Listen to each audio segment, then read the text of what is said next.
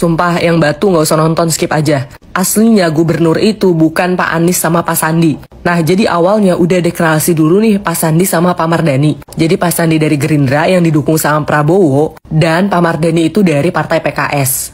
Untuk ngelawan Ahok nanti di Pilkada.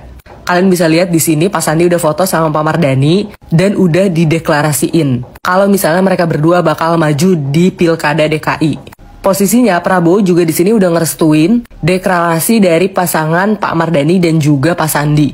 PKS di sini juga nyatain dia bakal all out ngedukung Pilkada DKI di kubu Pak Prabowo karena cawagupnya itu dari PKS, yaitu Pak Mardhani.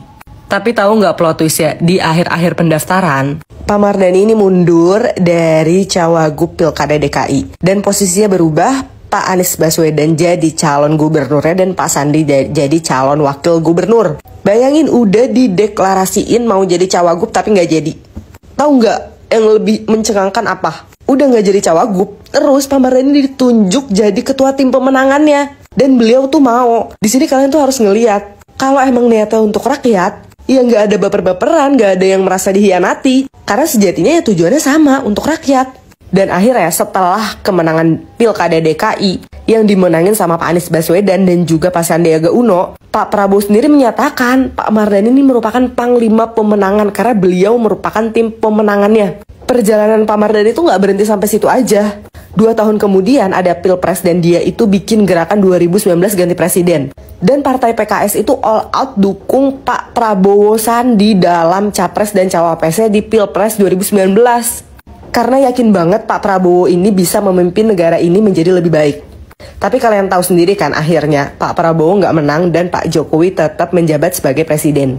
Pendukungnya Prabowo di Pilpres 2019 itu benar-benar garis keras banget karena kita benar-benar mengharapkan perubahan dan benar-benar mengharapkan 2019 ganti presiden walaupun akhirnya kalah. Pak Prabowo sendiri bilang dia bakal timbul tenggelam bersama rakyat. Tapi kalian tahu sendiri kan akhirnya gak lama beberapa bulan setelah Pilpres Pak Prabowo masuk ke kabinetnya Pak Jokowi jadi Menteri Pertahanan sampai sekarang. Dan yang gue salut, Partai PKS itu tetap oposisi dari tahun 2014 sampai sekarang tahun 2024. Jadi sebenarnya yang berkhianat tuh siapa sih?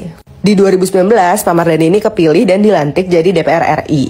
Ini ada beberapa kebijakan beliau sebagai DPR RI. Yang pertama itu menolak Omnibus Law karena dirasa belum cukup atau draftnya ini belum cukup siap untuk disahkan. Terus yang keren juga, Pak Mardhani ini dukung banget tenaga honorer biar bisa diangkat jadi tenaga tetap. Dari sini gue banyak belajar banget sih, bahwa jabatan itu memang bisa mengubah orang. Dan udah capek banget dengan segala narasi bahwa Pak Anies itu mengkhianati Pak Prabowo. Padahal sebenarnya siapa sih yang mengkhianati? Ini juga ada pernyataan dari jubirnya PKS bahwa utangnya Pak Anies itu bukan sama Pak Prabowo tapi kepada warga Jakarta yang which is udah ditunaikan dengan beliau menjabat full selama 5 tahun di DKI Jakarta sebagai gubernur.